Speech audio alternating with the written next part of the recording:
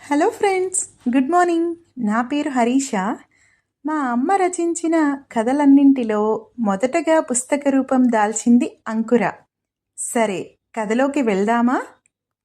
అంకుర అందని జాబిలి. రచించిన వారు మీనా ముక్తేశ్వర్.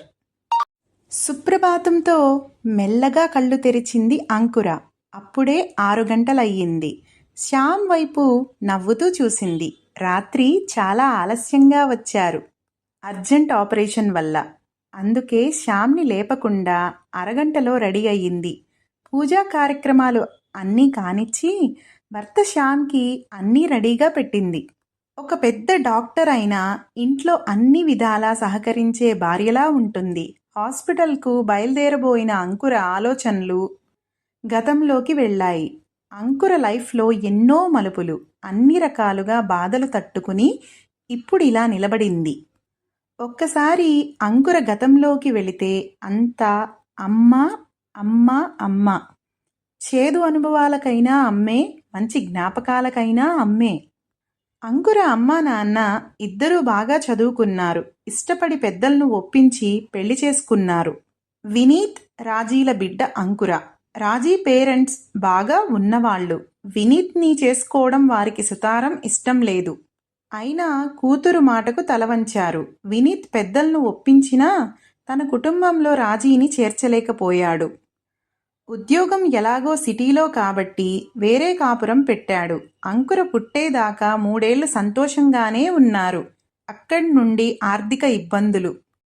అనుకోకుండా వినీత్ ఉద్యోగం పోవడం, వేరే చోట చిన్న జీతానికి చేరడంతో మరిన్ని సమస్యలు వచ్చాయి. ఆర్థిక బాధలే తెలియని రాజీ అలాంటి బాధలకు రాజీ పడలేకపోయింది. తరచూ వాళ్ళ అమ్మా నాన్న రావడంతో, వారితో వెళ్లడంతో చిన్న ఇల్లు, పాప అన్నీ రాజీకి బోర్ కొట్టాయి. పైపెచ్చు అంకుర చామన ఛాయతో పుట్టింది. అమ్మా నాన్న ఇద్దరూ మంచి కలరే, కానీ అంకుర వాళ్ళ నానమ్మలా పుట్టింది. అందువల్ల రాజీకి అంకుర నచ్చేది కాదు. తను పెళ్ళై ఇంటికి వెళితే వినీత్ వాళ్ళ అమ్మ తన వంక చూడను కూడా చూడలేదు. ఆ మధ్యతరగతి ఆమెకే అంత గర్వం ఉంటే నాకెంత ఉండాలి అని అలా ద్వేషం పెంచుకుంది. రాజీ తన బిడ్డ ఆమెలా పుట్టేసరికి అంకుర అస్సలు నచ్చేది కాదు. తరచూ వాళ్ళ అమ్మవాళ్లు రావడం, చీఛీ ఈ దరిద్రాన్ని జీవితాంతం ఎలా భరిస్తావే అని రాజీలో మానసిక వ్యధను రాజేశారు. వాళ్ళు రావడం, వాళ్లతో రాజీ కూడా వెళ్ళిపోవడం అంకురని పట్టించుకునేవాళ్లే కాదు. రాజీ వాళ్ళ ఇంట్లో ఉన్న పనిమనిషి కూతుర్ని ఇంటి దగ్గర పెట్టి పాపని తన దగ్గరే వదిలేసి షికార్లకు వెళ్లేవాళ్లు. రాన్రాను వినీత్ని బొత్తిగా పట్టించుకునేది కాదు. దాంతో వినీత్ వాళ్ళ అమ్మ ఇంటికి వెళ్తుండేవాడు. పాపని తన వెంట తీసుకువెళితే రాజీ తన మాట వినని సంగతి అందరికీ తెలుస్తుందని పాపని పనిపిల్ల దగ్గరే వదిలి వెళ్లేవాడు. పనిపిల్ల పేరు దర్శి. పెద్దదైన పిల్లే. అంకురకు అదే చిన్న అదృష్టం. పాపను బాగానే చూసుకునేది. పక్కింటి మామ్మగారు, అయ్యో పసిదాన్ని వదిలేసి ఇద్దరూ ఇష్టానికి తిరుగుతున్నారు, నువ్వన్నా బాగా చూడు తల్లి అని ఎలా చూసుకోవాలో వివరంగా చెప్పేవారు. దాంతో దర్శి పాపను బాగానే చూసుకునేది. అలా అలా ఎలాగో 3 ఏళ్లు గడిచాయి. పాప బాగా మాట్లాడేది, చలాకీగా అల్లరి చేసేది, పరుగెత్తుతూ ఆటలాడుకునేది. తండ్రి అన్నా భయమే. డాడీని చూస్తేనే నిశ్శబ్దంగా కూర్చునేది. మమ్మీ దగ్గరకు వెళితే చిరాకు పడిపోయేది. అందువల్ల అస్సలు వెళ్ళేది కాదు. ఇద్దరూ ఇంట్లో ఉండే సమయం చాలా తక్కువ. వారిద్దరూ వెళ్ళగానే పాప ఎక్కడ లేని అల్లరి చేస్తూ మా అమ్మను దర్శిని ఆటలు పట్టించేది. ఒకరోజు రాజీ వినీతితో, మా ఇంటికి వెళదాం, నువ్వెలాగూ నన్ను సుఖపెట్టలేవు, అంకురను మీ అమ్మ వాళ్ల దగ్గర ఉంచిరా అని అడిగింది. దానికి వినీత్ ససేమిరా ఒప్పుకోలేదు. ఇక్కడ ఉంటేనే ఇలా ఉంది పరిస్థితి, ఇక అక్కడకు వెళితే నన్ను కుక్క కన్నా హీనంగా చూస్తారు అని అనుకుని నేను రానన్నాడు. అయితే నే వెళుతున్నాను అని బయలుదేరింది రాజీ. నీ పాపను నువ్వే తీసుకువెళ్ళు అన్నాడు వినీత్. నాకనవసరం, నువ్వే దాన్ని ఏ అనాథాశ్రమంలో అయినా పడేయ్ అని చెప్పింది. ఇంతలో పక్కింటి మామ్మ ఆ గొడవంతా విని తప్పమ్మా, బిడ్డను భర్తను వదిలి వెళితే నువ్వే తర్వాత బాధపడతావు అని నచ్చచెప్పబోయింది. పాపను కూడా తీసుకెళ్ళవా?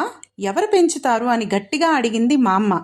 మామ ద్వారా అన్నీ తెలుసుకున్న ఇరుగు పొరుగు అమ్మలక్కలంతా అక్కడికి చేరారు. వినీత్ కూడా దానికే అక్కర్లేని పాప నాకు అక్కర్లేదని తేల్చేసి చెప్పాడు.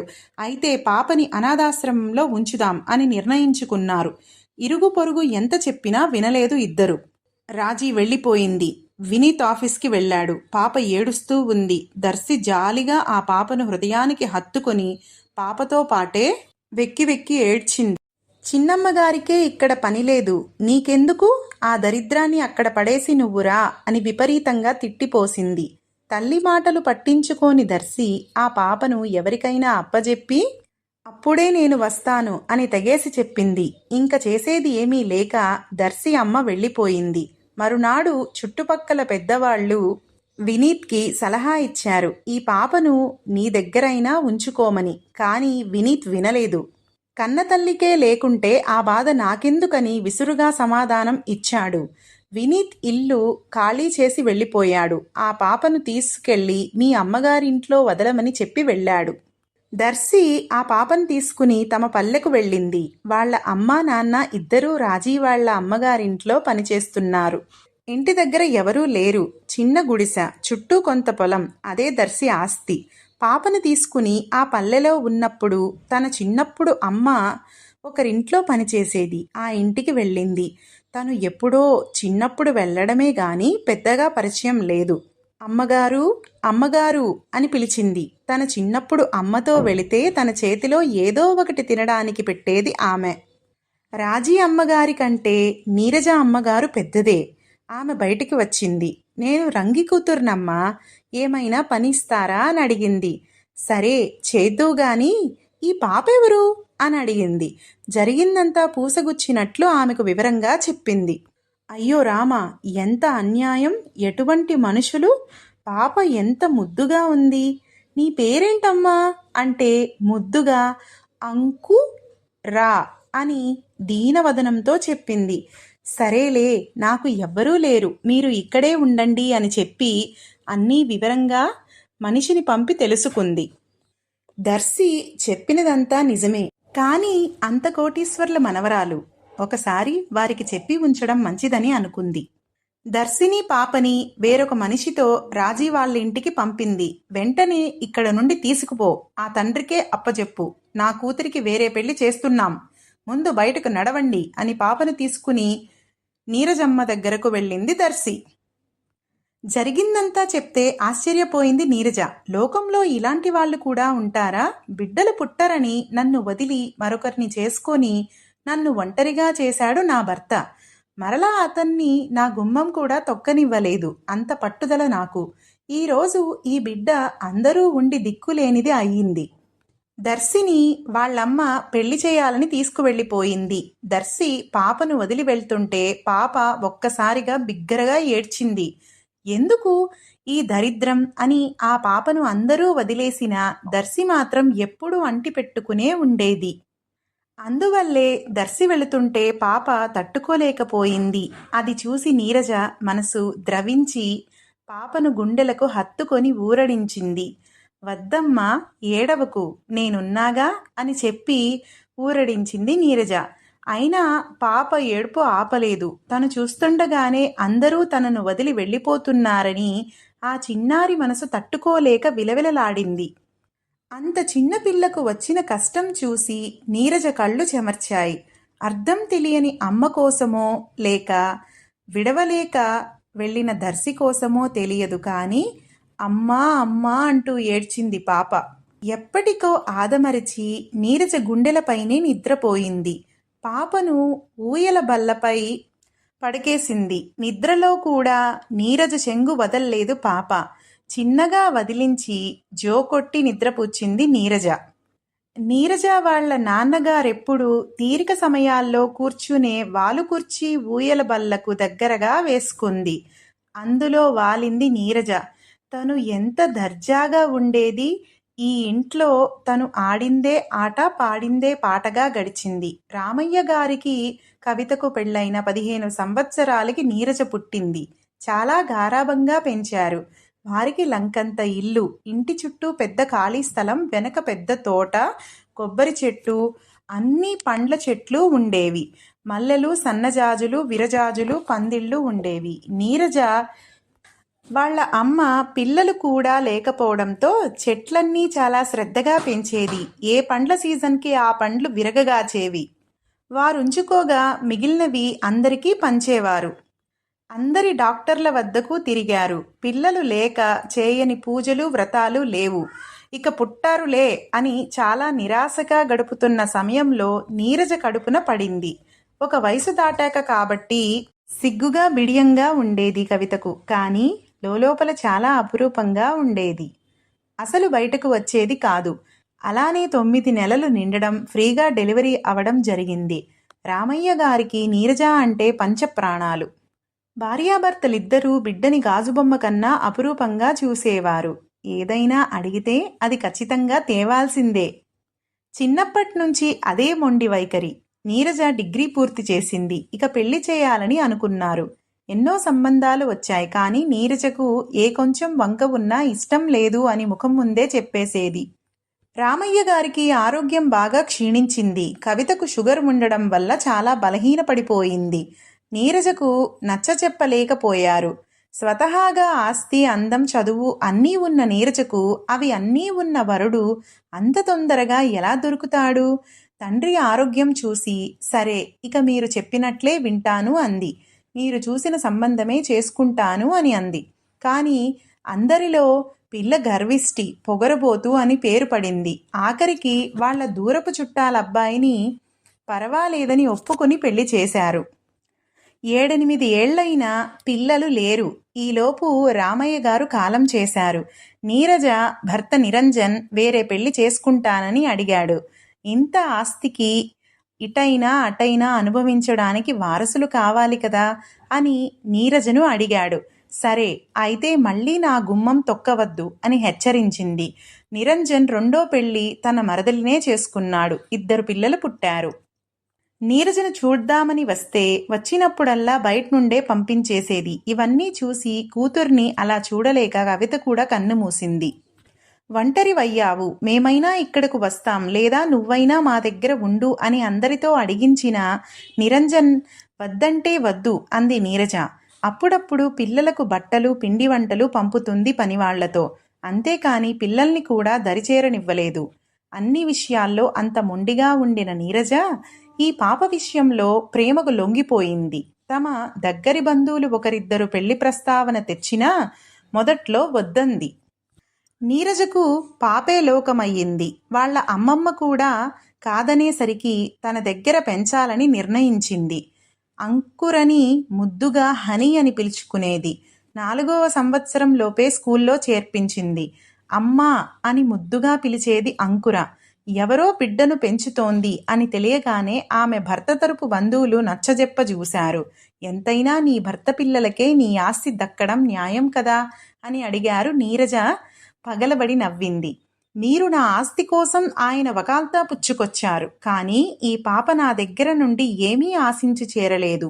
ఎవరు ఎక్కడికి ఎప్పుడు ఎలా రావాలో ఆ భగవంతుడే నిర్ణయిస్తాడు. నాకు ఇంత ఆస్తి ఉంది. కానీ కొంచెం ప్రేమ కోసం ఈ పాపను అక్కున చేర్చుకున్నా. ఆ ఆస్తి ఇవ్వలేని ఆనందం ఈ పాప అమ్మా అన్న పిలుపుతో నేననుభవించాను. నాదైన ఈ ఆస్తి నా ఇష్టం. అది ఒకరు చెబితే దాన్ని పంచడం నాకిష్టం లేదు. ఎవరికి ఎలా సంక్రమించాలంటే వారికి ఆ భగవంతుడు అలా అప్పజెబుతాడు. అందులో నా ఇష్టం మీ ఇష్టం ఏమీ లేదు. ఇంకెప్పుడూ ఇలాంటి ప్రస్తావన నా దగ్గర తేవద్దు అని ఖచ్చితంగా చెప్పేసింది.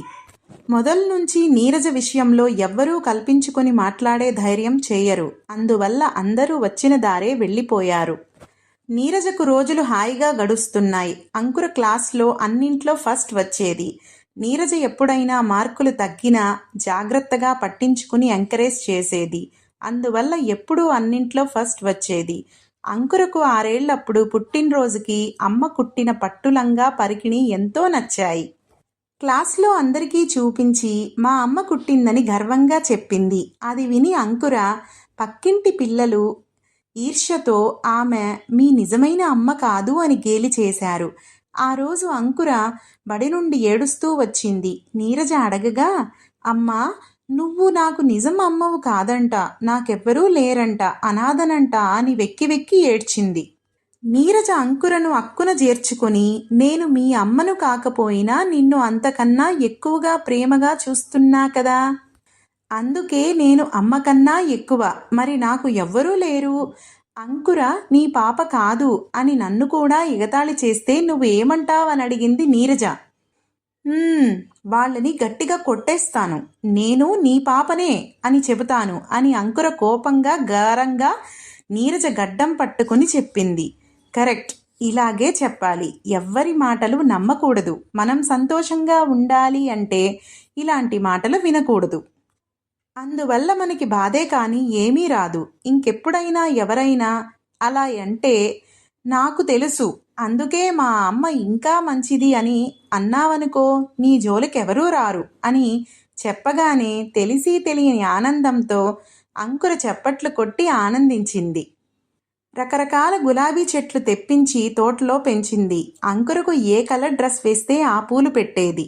మల్లెపూలు సీజన్లో అయితే పెరడులో పూచిన మల్లె, కనకాంబరం, మరువంతో పూల జడ వేయించేది. అలా తనని చూసి మురిసిపోయేది.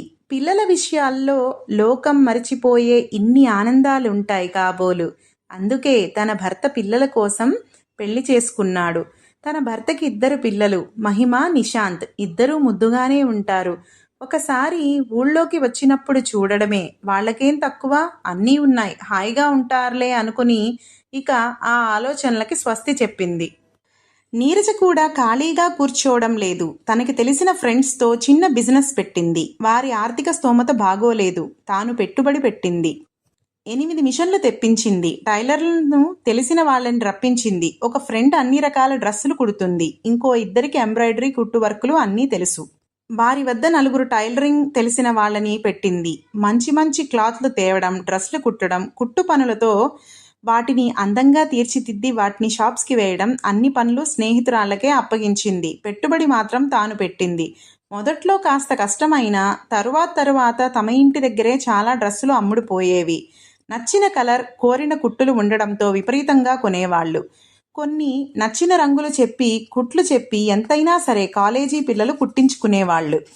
తనే మొత్తం లెక్కలన్నీ చూసేది. మొదట్లో లాభం రాకపోయినా అందరికీ జీతాలిచ్చేది. ఫ్రెండ్స్ అయితే తెగ సంబరపడిపోయేవాళ్ళు. విద్య చేతిలో ఉన్నా సరే సదుపాయం లేక ఒక్క జీతంతో ఇల్లు గడవడం చాలా కష్టంగా ఉండేది. ఇప్పుడు ఏ భారం లేదు. మొదలుపెట్టిన టైమో ఏమో కానీ దినదినాభివృద్ధిగా అభివృద్ధి చెందింది నీరజ గార్మెంట్స్. ఇక ఏది అశ్రద్ధ చేయలేదు నీరజ. చెట్లు కూడా తోటమాలికి అప్పగించి వాటి కాయలు అమ్మించి వచ్చిన లాభంతో వాటా ఇచ్చేది. వెనుక ఉన్న పెద్ద స్థలంలో మామిడి, బత్తాయి కూడా నాటించింది. ఇంటి ముందు ఖాళీ స్థలంలో 4 షాప్స్ వేయించింది. వాటిలో అన్ని సౌకర్యాలు అమర్చింది. అక్కడే నీరజ గార్మెంట్స్ నడుపుతుంది. ఇప్పుడు నీరజకు కాసేపు ఖాళీ లేదు. బ్యాంకులో డబ్బులు కట్టడం, రుణాలు తెచ్చి షాపులకు క్లాత్స్ అన్నీ కావాల్సినవి తెప్పించడం, ఖాళీ సమయంలో అంకురతో కాలక్షేపం. ఏ కొత్త మోడల్ డ్రెస్ అయినా ముందు అంకురకు కుట్టి చూసేవారు. అన్నీ బాగా నప్పేవి ఆ 7 ఏళ్ల చిన్నారికి. ఒకరోజు పాపకు చాలా తీవ్రంగా జ్వరం వచ్చింది. అక్కడ ఉన్న హాస్పిటల్లో చూపిస్తే నయం కాలేదు. అంతగా సౌకర్యాలు అక్కడ లేవు. జ్వరం తగ్గుతూనే మళ్ళీ తిరగబెట్టింది. చేసేది లేక పట్నంలోని పెద్ద ఆసుపత్రికి తీసుకెళ్ళింది నీరజ. అప్పటికప్పుడే అన్ని పరీక్షలు చేసి హాస్పిటల్లో జాయిన్ చేయాల్సి వచ్చింది. వాళ్ళ రూమ్లోనే పక్క బెడ్ మీద ఒక నిండు చూలాలు ఉంది. ఖాళీ సమయాల్లో వాళ్ళిద్దరూ మాట్లాడుకునేవారు. మాటల సందర్భంలో ఆమె భర్త తనను 2వ పెళ్లి చేసుకున్న విధానము చెప్పడంతో ఆమె భర్తే ఈ అంకుర తండ్రి అన్న విషయం అర్థమైంది. పాపను హాస్పిటల్లో 1 నెల రోజులు ఉండాల్సి వచ్చింది. పక్క బెడ్ ఆమె జ్యోతి మగబిడ్డను ప్రసవించింది. అప్పుడు జ్యోతి భర్త, ఆమె అత్తగారు అందరూ అక్కడికి వచ్చారు. అంకుర అచ్చం వాళ్ళ నానమ్మ పోలికే అనుకుంది నీరజ. ఆ బిడ్డను పట్టుకుని అందరూ తెగ మురిసిపోయారు. అంకురకు కూడా ఆరోగ్యం బాగానే ఉందిప్పుడు. వారందరి సంతోషాన్ని ఆశ్చర్యంగా, ఉత్సాహంగా గమనించింది. అంకురను చూసి నీరజకు అనుకోకుండా కళ్ళు నీళ్లు తిరిగాయి. ఈ బిడ్డ కూడా వారి ఆనందంలో ఒక భాగమై ఉండాల్సింది. కానీ ఈ పాప ఎవరో కూడా వారికి తెలియకపోవడం విధి విలాసం. అంకుర గబగబా మంచం దిగి ఆ బాబు దగ్గరికి వెళ్ళింది. తనకు అమ్మ ఇచ్చిన చాక్లెట్ని ఆ బాబు చేతిలో ఉంచింది. అది గట్టిగా పట్టుకుని అంకుర కేసి చూసి తెగ కేరింతలు కొట్టాడు బాబు. వినీత్ పాప వంకే చూస్తూ మధ్య మధ్యలో నీరజను గమనిస్తూ ఏదో అడగాలి అనుకుని అడగలేని భావం వినీత్ ముఖంలో కనిపించింది. ఇక జ్యోతి, నా దగ్గర ఎవరూ లేనప్పుడు ఈ అక్కే చాలా సాయంగా ఉంది అంటూ మెచ్చుకుంటూ చెప్పింది. జ్యోతి వాళ్ళ అత్తగారు నీరజను, మీది ఏ ఊరు అని అడిగింది. తమది పక్కన పల్లెటూరు అని, అక్కడ వసతులు లేక ఇక్కడికి వచ్చాము అని చెప్పింది. ఆమె మళ్ళీ మీ నాన్నగారు ఏం చేస్తారని అంకురని ప్రశ్నించింది. అనుకోకుండా వినీత్ వంక చూసింది. తెప్పరిల్లి వ్యవసాయమే చేస్తారని బదులిచ్చింది. నీరజ మనసులో ఆలోచనలు సుడులు తిరుగుతున్నాయి. ఈ పాప నీ బిడ్డే అని వినీత్కి చెప్పాలా, లేదా పాపకి నీ తండ్రి ఇతనే అని చెప్పాలా అని అయోమయంలో పడింది. కానీ చెప్పినందువలన ఏమీ లాభం ఉండదు. వాళ్లకి ఇబ్బంది, పాపకి బాధ తప్ప. ఆ ప్రస్తావన అసలు వద్దు అని మానుకుంది. ఆ తెల్లారి పాపని డిశ్చార్జ్ చేశారు. సామాన్లన్నీ తీసుకుని బయటకు వచ్చారు. ఈ మధ్యనే నీరజ సొంత కారు తీసుకుంది. డ్రైవర్ను కూడా పెట్టింది. కారు ఎక్కబోయేంతలో నీరజ గారు అన్న పిలుపు విని వెనక్కి తిరిగింది. వినీత్ నిలబడి ఉన్నాడు. రాజీ నీకేమన్నా బంధువా అని అడిగాడు. ఆశ్చర్యంగా చూసింది నీరజ. అంతలో అంకుర తల్లి పేరు రాజీ అన్న సంగతి గుర్తుకొచ్చింది. రాజీ ఎవరు అని అడిగింది. ముందు తడబడి, నా మొదటి భార్య, ఈ పాప అంకురలా అనిపిస్తే అడిగాను. పాప పేరు గుర్తున్నందుకు చాలా సంతోషం. కానీ నేను రాజీకి ఏమీ కాను. ఈ పాపకి తల్లిని మాత్రమే అని చెప్పి కారెక్కింది. వినీత్ కారు లోపలికి చూద్దాం అనుకున్నంత లోపే కారు వెళ్ళిపోయింది. కాసేపు నిశ్శబ్దంగా ప్రయాణించాక పాపను గమనించింది. పాపలో ఒక రకమైన బాధ కనిపించింది. ఎందుకు హనీ అలా ఉన్నావ్ అని అడిగి, వినీత్ నేను మాట్లాడినవి అర్థం చేసుకున్నట్లుంది అని గమనించింది. సడన్గా పాప, అతను మా డాడీనే కదమ్మా అంది పాప. నీకెలా తెలుసు? ఆ అంకుల్ హాస్పిటల్లో ఉండగా నన్ను పిలిచి మీ అమ్మ పేరేంటి అని అడిగారు. నేను నీ పేరు చెప్పాను. లేదు, మీ నాన్న పేరేంటి అని అడిగారు. వినీత్ అని చెప్పాను. మీ నాన్న నీ దగ్గర ఉంటున్నారా అని ప్రశ్నించారు. మీ అమ్మ పేరు రాజీ కదా అని కూడా అడిగారు. నీవచ్చం మా అమ్మలా ఉంటావని దగ్గరకు తీసుకున్నారు. నేను వదిలించుకుని వెంటనే నీ దగ్గరికి వచ్చేశాను అని చెప్పింది. అన్నీ తెలిసి ఈ పాప నా దగ్గరికి ఎందుకు చేరిందని నన్ను అలా ప్రశ్నించాడు అనుకుంది. హనీ, నీకు డాడీ కావాలని అనిపిస్తుందా అని అడిగిన నీరజ మాటకు, నాకు ఎవరూ వద్దు, నాకు వాళ్ళు ఏమీ కారు, నాకు ఎప్పటికీ నువ్వే కావాలి అని నీరజ మెడ చుట్టూ చేతులు వేసి హత్తుకుంది. నీరజను పాపకు పూర్తిగా నయమైంది. ఇప్పుడు స్కూల్కి వెళ్ళిపోతుంది. కానీ చెప్పినందువలన ఏమీ లాభం ఉండదు. వాళ్ళకి ఇబ్బంది, పాపకి బాధ తప్ప. ఆ ప్రస్తావన అసలు వద్దు అని మానుకుంది. ఆ తెల్లారి పాపని డిశ్చార్జ్ చేశారు. సామాన్లన్నీ తీసుకుని బయటకు వచ్చారు. ఈ మధ్యనే నీరజ సొంత కారు తీసుకుంది. డ్రైవర్ను కూడా పెట్టింది. కారు ఎక్కబోయేంతలో నీరజ గారు అన్న పిలుపు విని వెనక్కి తిరిగింది. వినీత్ నిలబడి ఉన్నాడు. రాజీ నీకేమన్నా బంధువా అని అడిగాడు. ఆశ్చర్యంగా చూసింది నీరజ. అంతలో అంకుర తల్లి పేరు రాజీ అన్న సంగతి గుర్తొచ్చింది. రాజీ ఎవరు అని అడిగింది. ముందు తడబడి, నా మొదటి భార్య, ఈ పాప అంకురలా అనిపిస్తే అడిగాను. పాప పేరు గుర్తున్నందుకు చాలా సంతోషం. కానీ నేను రాజీకి ఏమీ కాను. ఈ పాపకి తల్లిని మాత్రమే అని చెప్పి కారు ఎక్కింది. వినీత్ కారు లోపలికి చూద్దాం అన్నంతలోనే కారు వెళ్ళిపోయింది. కాసేపు నిశ్శబ్దంగా ప్రయాణించాక పాపను గమనించింది. పాపలో ఒక రకమైన బాధ కనిపించింది. ఎందుకు హనీ అలా ఉన్నావ్ అని అడిగింది. వినీత్ నేను మాట్లాడినవి అర్థం చేసుకున్నట్లుంది అని గమనించింది. సడన్గా పాప, అతను మా డాడీనే కదమ్మా అంది పాప. నీకెలా తెలుసు? ఆ అంకుల్ హాస్పిటల్లో ఉండగా నన్ను పిలిచి మీ అమ్మ పేరేంటి అని అడిగారు. నేను నీ పేరు చెప్పాను. లేదు, మీ నాన్న పేరేంటి అని అడిగారు. వినీత్ అని చెప్పాను. మీ నాన్న మీ దగ్గర ఉంటున్నారా అని ప్రశ్నించారు. మీ అమ్మ పేరు రాజీ కదా అని కూడా అడిగారు. నీవు అచ్చం మా అమ్మలాగా ఉంటావు అని దగ్గరకు తీసుకున్నారు. నేను వదిలించుకుని వెంటనే నీ దగ్గరికి వచ్చేశాను అని చెప్పింది. అన్నీ తెలిసే ఈ పాప నా దగ్గరికి ఎందుకు చేరిందని నన్ను అలా ప్రశ్నించాడు అనుకుంది. హనీ, నీకు డాడీ కావాలని అనిపిస్తుందా అని అడిగిన నీరజ మాటకు నాకు ఎవ్వరూ వద్దు, నాకు వాళ్ళు ఏమీ కారు, నాకు ఎప్పటికీ నువ్వే కావాలి అని నీరజ మెడ చుట్టూ చేతులు వేసి హత్తుకుంది నీరజను. పాపకు పూర్తిగా నయమైంది. ఇప్పుడు స్కూల్కి వెళ్ళిపోతుంది. ఆ తరువాత దర్శి చంకలో బిడ్డతో అంకురని చూడటానికి వచ్చింది. దర్శిని చూసి నీరజ పెద్ద ఆరిందలాగా అయ్యావు అని నవ్వింది. అంకుర ఏదమ్మా అని అడిగింది దర్శి. వచ్చేస్తుంది స్కూల్ నుంచి. అంతలోనే అంకుర పరిగెత్తుకుంటూ వచ్చి నీరజను చుట్టేసింది.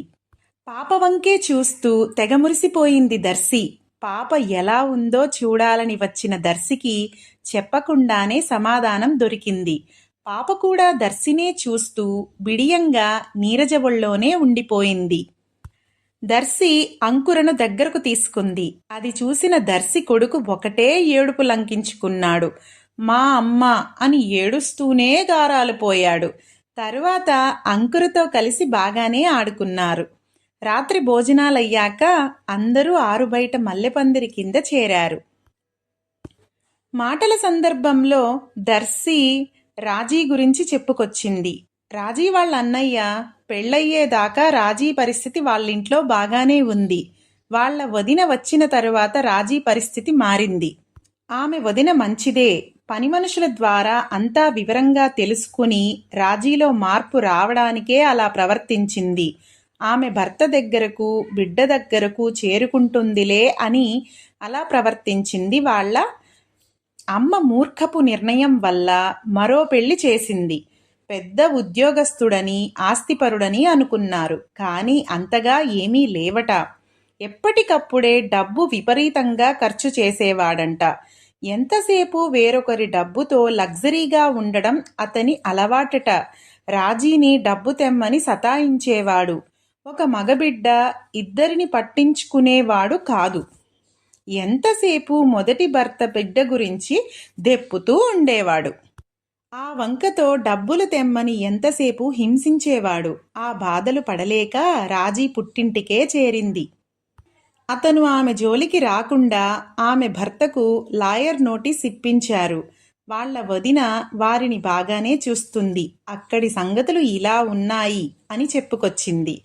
ఆ వినీత్ గారు కూడా పెళ్లి చేసుకున్నారంటమ్మా అని చెప్తుంటే, మాకు తెలుసు అని సిటీలో జరిగిన సంగతులన్నీ దర్శికి చెప్పింది నీరజ. రోజులు, నెలలు, సంవత్సరాలుగా దొర్లిపోతున్నాయి. 5 ఏళ్లు తెలియకుండానే జరిగిపోయాయి. అంకురును బాగా చదివించాలి అన్న ఉద్దేశంతో సిటీకి ఇల్లు కొనుక్కుని వచ్చేసింది నీరజ.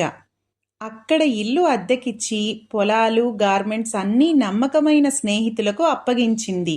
తమ ఇంట్లో ఎప్పటినుంచో పనిచేసే లచ్చి కొడుకు రాముకి డ్రైవింగ్ నేర్పించి డిగ్రీ దాకా చదివించింది.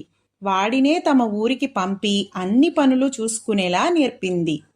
అందరి దగ్గర డబ్బు వసూలు చేసి వాడు సిటీకి తెచ్చేవాడు. ప్రతి చిన్నదానికి జాగ్రత్తగా లెక్కలు చూసేవాడు.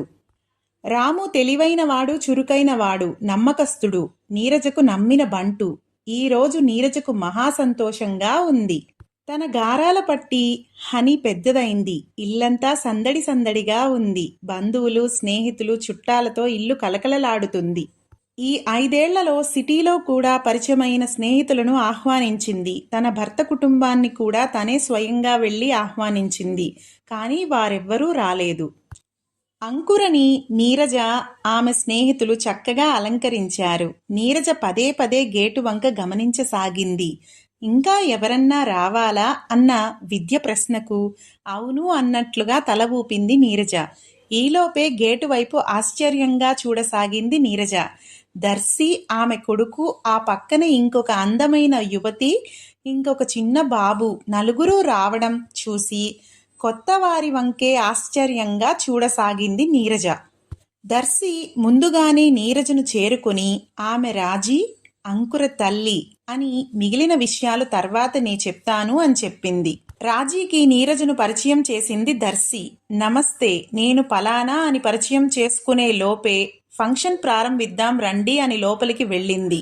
అందరినీ కుర్చీలో కూర్చోపెట్టి వారికి అన్ని మర్యాదలు చేయమని చెప్పి తను లోపలికి వెళ్ళింది. నీరజ ఫ్రెండ్స్, ఇంట్లో పనివాళ్లు, రాము అందరూ వచ్చిన వారికి టిఫిన్లు, అన్ని మర్యాదలు దగ్గరుండి చూస్తున్నారు. రాజీ పరిసరాలను గమనించసాగింది. చాలా అందమైన ఇల్లు అని మనసులో అనుకుంది. పాపను కూర్చోపెట్టడానికి సింహాసనం లాంటి కుర్చీ, పెళ్లి వేదిక వలె ఆర్భాటంగా అలంకరించిన స్టేజీ, సరిపడ ఫర్నిచర్ అన్నీ విలువైనవే. ఇప్పుడు అంకుర ఎలా ఉందో అని వెతకసాగాయి. డ్రింక్ తీసుకోండమ్మా అన్న దర్శి మాటకు ఈ లోకంలోకి వచ్చింది రాజీ. ఈలోపు బాబు టిఫిన్ తిని షర్ట్ అంతా చేసుకున్నాడు. అది చూసి దర్శి రండమ్మా లోనికి వెళ్దాం అని తీసుకెళ్ళింది. లోపల రూంలో పెద్దగా పాప ఫోటో తగిలించి ఉంది. బహుశా అంకురదే కాబోలు. ఆ పక్కనే నీరజ గారు, పాప ఇద్దరూ కలిసి నవ్వుతూ తీయించుకున్న ఫోటో ఉంది. దర్శి బాబు చేతులు, షర్టు శుభ్రం చేసింది. అందరూ వేదిక ముందున్న కుర్చీలో కూర్చున్నారు. నీరజ స్నేహితులు పాపని తీసుకొచ్చి కుర్చీలో కూర్చోపెట్టారు. ఖరీదైన బట్టల్లో, ఖరీదైన నగలతో పాప మెరిసిపోయింది. రాజీ కళ్ళు ఆశ్చర్యంతో పెద్దవయ్యాయి. తను వద్దు అనుకున్న పాపను ఒక్కసారిగా అలా చూసేసరికి ఆనందం, బాధ అన్నీ కలిపి కన్నీళ్లు పర్యంతం అయ్యింది. ఫంక్షన్ చాలా గ్రాండ్గా మొదలైంది. నిరంజన్ తన పిల్లలతో వచ్చాడు. వెనుక వినీత్ బాబుతో రావడం చూసి నీరజ, రాజీ అలానే చూస్తుండిపోయారు. నిరంజన్ నీరజ దగ్గరకు వచ్చి పనుంది, అందుకే లేటైంది, తను కూడా వస్తుంది. అప్పుడే బంధువులు వచ్చేసరికి తను ఆగింది. మర్చిపోయా, ఇతను వినీత్, మా ఇంటి దగ్గరే ఇల్లు కొన్నారు. వాళ్ల ఊరికి వెళుతూనే నాతో కార్లో కలిసి వచ్చాడు అని వినీత్ని పరిచయం చేశాడు. వాళ్ళిద్దరూ తెలిసే వచ్చినట్లు నీరజకు అర్థమైంది. నీరజ వాళ్ళని కూర్చోమని కుర్చీలు చూపింది. రాముని పిలిచి వాళ్ళకి కావాల్సినవి చూడమని చెప్పింది. వినీత్, నిరంజన్ పిల్లలు అంతా కూర్చున్నారు. రాజీ వినీత్ని చూసింది. వినీత్ రాజీని చూసి ఆశ్చర్యపోయాడు. అనుకోకుండా కావాల్సిన వారందరూ ఒకచోట చేరడం దైవ సంకల్పమే అనుకుంది. దర్శి ఫంక్షన్ అయి అందరూ ఫోటోలు దిగుతున్నారు. నీరజ వినీత్ బాబుని పిలిచింది. రాజీని కూడా పిలిచింది. నీరజ, నిరంజన్ అంతా కలిసి ఒక ఫోటో దిగారు. ఆ ఇద్దరు బాబులు అంకురకి తమ్ముళ్లే. ఒక రకంగా నిరంజన్ పిల్లలు అన్న, అక్క అవుతారు. అంతా ఒక కుటుంబంలా ఉంది ఆ దృశ్యం దర్శి. వచ్చిన వారందరూ అంకురని హనీ అని ముద్దు ముద్దుగా పిలుస్తూ అక్కున చేర్చుకుంటూ ఆశీర్వదించారు. రాజీ ఒక ఉంగరం తీసి అంకురకు పెట్టబోయింది. నీరజ వచ్చి, వద్దండి, ఇప్పటి ఈ పరిచయానికే ఇలా ఖరీదైన గిఫ్టులు వద్దు అని చెప్పింది. పర్వాలేదు అని ఉంగరం తొడగబోతే అంకుర, వద్దు ఆంటీ, అమ్మ చెప్పింది కదా, అమ్మ మాట నేను జవదాటను అని రాజీ వైపు చిరాగ్గా చూసింది. దర్శి ద్వారా అన్నీ తెలుసుకున్న ఆ చిన్నారి ఆ క్షణంలో నిజంగా పెద్దదైంది అనిపించింది. ఏదో ఇవ్వాలని చూసిన వినీత్ ఆ దృశ్యాన్ని చూసి వెనక్కు తగ్గాడు. నిరంజన్ దగ్గరకు వచ్చి డబ్బులు ఇవ్వబోయాడు. నీరజ, ఇవేమీ వద్దు, ఇందుకు కాదు మిమ్మల్ని ఆహ్వానించింది, మీ అందరి ఆశీస్సులు ఉంటే చాలు మా హనీకి అంది. ఇవేమీ పట్టించుకోకుండా స్నేహితులతో చాలా సంతోషంగా ఉంది హనీ. వినీత్ తన బాబుతో అక్క అని పిలువు అని బాబుకి అంకురకు దగ్గరకు తీసుకువచ్చాడు. ప్రతి సన్నివేశం వీడియో తీస్తున్నాడు కెమెరామ్యాన్. తల్లిదండ్రులు తనని వదిలేశారని ఏమాత్రం దిగులు లేకుండా సంతోషంగా ఉంది. అంకురలాంటి పాపను వదులుకున్న బాధ వినీత్, రాజీలో కొట్టొచ్చినట్లు కనబడసాగింది నీరజకు, దర్శికి. దర్శి పాప వైభవాన్ని చూపించడానికి కావాలనే రాజీని రమ్మని ఒప్పించి తీసుకొచ్చింది. నిరంజన్ అక్కడేదో లోపాన్ని బయటపెట్టాలన్నట్టు అన్నీ తెలుసుకుని వినీత్ని బాబుని కావాలని తీసుకొచ్చాడు. అందరూ పాప కళ్ళలో మెరుపుని చూసి వాళ్ల విపరీతమైన ఆలోచనలకు పులిస్టాప్ పెట్టారు. నీరజ దర్పం వారిని నోరు మెదపనివ్వలేదు. రాజీ వినీత్లు పలకరించుకున్నారు. ఒకరి యోగక్షేమాలు ఒకరు తెలుసుకున్నారు. ఒకప్పటి భార్యాభర్తలు. నాబాబంటే నాబాబు అని వాళ్ల పిల్లలను పరిచయం చేసుకున్నారు. ఒక్కసారిగా ఇద్దరి చూపులు పాపవైపు తిరిగి మళ్ళీ ఒకరి వైపు ఒకరు చూసుకున్నారు. ఆ చూపుల్లో చెప్పుకోలేని ఎన్నో బాధలు భావాలు ఎగసి కళ్ళనీళ్లు చెమర్చాయి ఇద్దరికీ. భోజనాలు అందరూ ఒకచోట కూర్చుని చేశారు. ఇకపై ఒకరిని ఒకరు చూసుకోలేక ఏమీ మాట్లాడుకోవాలో అర్థం కాక ఇక అక్కడ్నుండి వెళ్లడం సరైన పని అని నిర్ణయించుకొని అనుకోకుండా వినీత్ రాజీ ఒకేసారి పైకి లేచి వెళ్ళొస్తామని చెప్పారు. భోజనాల దగ్గర పాపకి కొసరి కొసరి నీరజ తినిపించడం, అంకుర ప్రతిమాటకి అమ్మా అమ్మా అంటూ నీరజ చుట్టూ తిరగడం, ఇద్దరి మనసుల్లో బాధ, తెలియని సంతోషం ఒక్కసారిగా వారి మనసుల్లో ఎగిసిపడ్డాయి. స్వీట్స్, గిఫ్ట్ బాక్సులు అందరికీ పంపించింది. నీరజ రాజీకి, దర్శీకి జాకెట్ ముక్కలు పెట్టింది. అలా ఆ ఫంక్షన్ అందరి సమక్షంలో అనుకోకుండా అన్ని విధాలుగా వైభవంగా జరిగింది. ఆనందంగా రోజులు బాగానే దొర్లిపోతున్నాయి తెలియకుండా. 10వ తరగతిలో అంకుర స్కూల్ ఫస్ట్ వచ్చింది. ఛాయ ఒక్కటి తక్కువగాని చాలా అందంగా తయారైంది అంకుర. అన్ని విషయాలు బాగా అర్థం చేసుకునే వయసు వచ్చింది. అమ్మ ఎంతో త్యాగంగా స్వార్థం లేకుండా తనను పెంచిన విధానానికి అప్పుడప్పుడు అంకురలో సముద్రంలో అలలుగా ఆమె మనస్సులో ఎగసిపడుతూనే ఉండేవి ఆలోచనలు. నీరజ కోరిక మేరకు ఇంటర్లో బైపీసీలో చేరింది అంకుర. అంకురకు డాక్టర్ చదవాలని కోరిక. నీరజకు అదే ఇష్టం. ఈ మధ్య నీరజకు ఆరోగ్యం సరిగా బాగుండడం లేదు. హాస్పిటల్కు వెళ్ళి మందులు వాడుతుంది. ఏం బాగోలేదమ్మా, ఎందుకు హాస్పిటల్కి వెళ్ళావంట అని తెగ నీరసపడింది అంకుర. నీకా భయమెందుకు అంకురా, నువ్వు డాక్టర్ అవుతావు, నాకు నువ్వే వైద్యం చేద్దువుగాని. ఆ నీకు ఇలా బాగోని పనైతే నేనేం చదవను, నీ దగ్గరే ఉంటా అని అంకుర ఏడ్చేసింది. నీరజ అంకురను గుండెలకు హత్తుకొని, నాకేం లేదమ్మా, కాస్త బీపీ ఉందట, అందుకే మందులు రాశారు, మందులు వాడితే తగ్గిపోతుంది, దానికే ఈ కంగారు ఎందుకు పిచ్చి తల్లి. పని మనిషి కాంతాన్ని పిలిచి, కాంతమ్మ, అమ్మని ఏ పని చేయనీకు, అమ్మకు రెస్ట్ కావాలి తెలిసిందా అని గట్టిగానే చెప్పింది. అంకుర కంగారు చూసి నీరజ నవ్వుకుంది. నిరంజన్ పనిమీద నీరజ దగ్గరకు వచ్చాడు. అమ్మాయికి పెళ్లి కుదిరింది అని తప్పక రావాలని చెప్పాడు.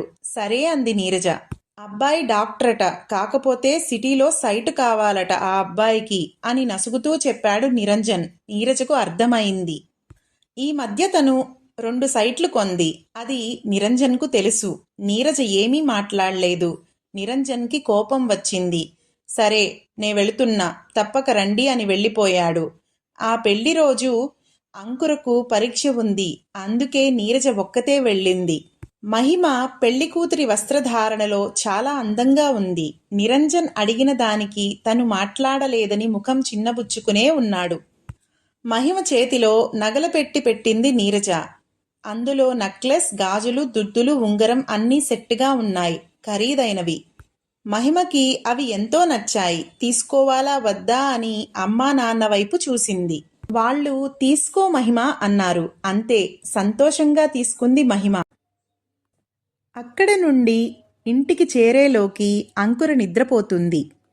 అంకుర దగ్గరకు వచ్చి నుదిటిపై ముద్దు పెట్టుకుంది నీరజ. నా చిట్టి తల్లికి అలా ఎప్పుడు కళ్యాణం జరుగుతుందో అని మనసులో అనుకుని నవ్వుకుంది. నిరంజన్కి నీరజపై కోపంగా ఉంది. అంత సంపాదించింది. బిడ్డలు లేని నీరజ ఎప్పటికైనా తన బిడ్డలను దరిచేర్చుకుంటుందని, అందరం ఎప్పటికైనా కలిసి ఉండాలని అనుకునేవాడు. నీరజపై లోలోపల ప్రేమ ఉండేది. తను పెళ్లి చేసుకోవడంతో దూరం అవ్వాల్సి వచ్చింది. పిల్లలు పుట్టాకైనా అంతా ఒక దగ్గర ఉంటే నీరజ మళ్ళీ తనతో కలుస్తుందని ఆశించాడు. అలానూ జరగలేదు.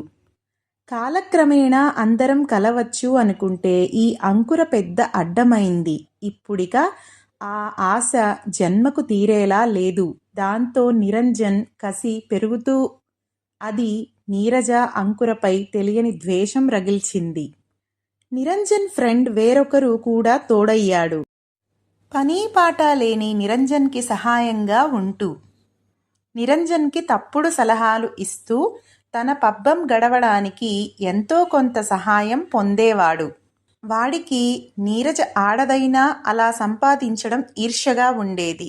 తరచూ నీరజపై ద్వేషం రగిల్చి తన సంపాదనంతా నీదేగా అని అంటూ నూరిపోసేవాడు. కోర్టు ద్వారా ప్రయత్నం చేయాలంటే నీరజ ఆస్తి పుట్టింటిది కాబట్టి అలా వచ్చే వీలు అసలే లేదు అని తెలుసుకున్నారు. అంకురను నీరజకు ఎలా దూరం చెయ్యాలా అని పథకాలు వేసేవారు. ఆ పథకంలో భాగంగా వినీత్తో స్నేహం చేసి, పాప నీ సొంత పాప కదా, నీకు ఒక బిడ్డే కదా, అంకురను నీ దగ్గరకు తీసుకెళ్ళొచ్చుగా అని వినీత్తో చాలాసార్లు అని చూశాడు. భార్య వలన అది కుదరదని ఖచ్చితంగా చెప్పేశాడు వినీత్. తరువాత వినీత్ వాళ్ళ అమ్మను కలిశాడు. పాప అచ్చం మీ పోలికే కదా, పాపను మీరైనా చూడొచ్చు కదా అని అడిగితే, చిచ్చి, దానికి దాని తల్లి బుద్ధులే వస్తే నేనెక్కడ భరించేది, నా బిడ్డకు దాని తల్లి వలన కలిగిన అవమానం చాలు, మళ్ళీ దీనివల్ల ఏదైనా భరించాలంటే వాడి వల్ల కాదు అని తెగేసి చెప్పింది. ఇలా పాప పెద్దది కాక ముందు పాపని తప్పించడానికి చాలా ప్రయత్నాలు చేశాడు. రాజీని కలిసి ప్రయత్నిస్తే అప్పటికి పూర్తిగా గర్వం దిగని రాజీ నా వల్ల కాదు అని తెగేసి చెప్పింది. నీరజకు తెలియకుండా ఇంత కథ జరిగింది. అంకుర చాలా శ్రద్ధగా చదువుతుంది. అందుకే అంకుర అంటే కాలేజీలో లెక్చరర్స్కి చాలా ఇష్టం. ప్రతి సబ్జెక్ట్లోనూ తనే ఫస్ట్. చాలా తెలివిగా ఉండేది. చెప్పిన సబ్జెక్ట్ని ఇట్టే అర్థం చేసుకునేది. తను చదవటమే కాక తోటి పిల్లలకు అర్థమయ్యేలా చెప్పేది. అందుకే అంకుర అందరికీ చాలా ఇష్టంగా ఉండేది. అంకురకు డాక్టర్ అవ్వాలని చాలా కోరిక. డాక్టర్కు కావలసిన ఓర్పు, నేర్పు అన్నీ అంకురలో పుష్కలంగా ఉండేవి. పైగా జీవిత సత్యాలే ఆమెకు చెప్పని పాఠాలై ఆమెను ఇంత ప్రతిభావంతురాల్ని చేసింది. ఇప్పుడు అంకురను మాటలతో గాని చేతలతో గాని ఎవ్వరూ నొప్పించలేరు. ఆమె చదువు పట్ల ఎంత ప్రేమో తల్లి పట్ల కూడా అంతే ప్రేమ. వారి అనుబంధం వల్లే అంకుర ఇంత తెలివిగలది అయినది. దేనికి దడవని ధీరత్వం కూడా అలవర్చుకుంది. ఇప్పుడు అంకురకు తనను వదిలేసిన తల్లిదండ్రులు గుర్తొస్తే నవ్వుకుంటుంది.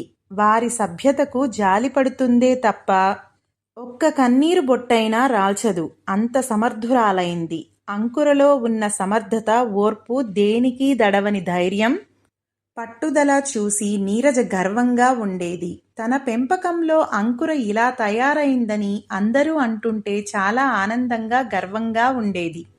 ఎంసెట్లో ర్యాంక్ రావడం, అంకురను డాక్టర్ కోర్సులో చేర్చడం చూస్తుండగానే జరిగిపోయాయి. అంకురకు డాక్టర్ సీట్ రావడంలో నీరజ సహకారం చాలానే ఉంది.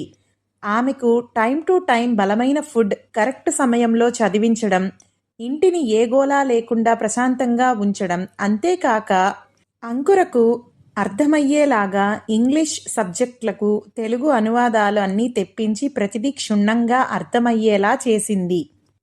దీంతో అంకుర అసలే తెలివైనది. అన్నీ సమకూరేలోకి కష్టపడి ఫ్రీ సీట్ దక్కించుకుంది. ప్రతి ఒక్కరూ వచ్చి నీరజను, అంకురను తెగమెచ్చుకున్నారు. ఏదైనా అంకురకే సాధ్యం అని అంటూ అందరూ పొగిడారు. సీటు వచ్చిందని తెలియగానే నీరజ పెద్ద పార్టీ ఇచ్చింది తెలిసిన వారందరికీ. అంకురను హాస్టల్లో చేర్పించింది. అక్కడ ర్యాగింగ్ అది ఉంటుందని భయపడింది నీరజ. నీకే భయం అక్కర్లేదమ్మా, మాకు భయం పోగొట్టడానికే ఈ ర్యాగింగ్, కాస్త ఓర్చుకుంటే సరి అని గంభీరంగా చెప్పింది అంకుర. ఇన్ని రోజులు తనతో ఉన్న అంకుర సడన్గా హాస్టల్ అనేసరికి నీరజలో తెలియని బాధ తన్నుకొచ్చింది. తను అంకుర లేనిదే ఉండలేనని అర్థమైంది. అంకురకు కూడా బెంగగానే ఉంది, కానీ భయపడలేదు. ఆ నిండు కుండ దర్పం చూసి నవ్వుకుంది నీరజ. నా బిడ్డకేమీ దేనికీ దడవదు. తన గురించి నేను అనవసరంగా భయపడకూడదని నిర్ణయించుకుంది.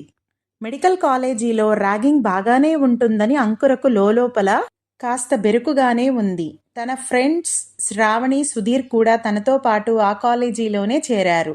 కాస్త ధైర్యంగానే ఉంది.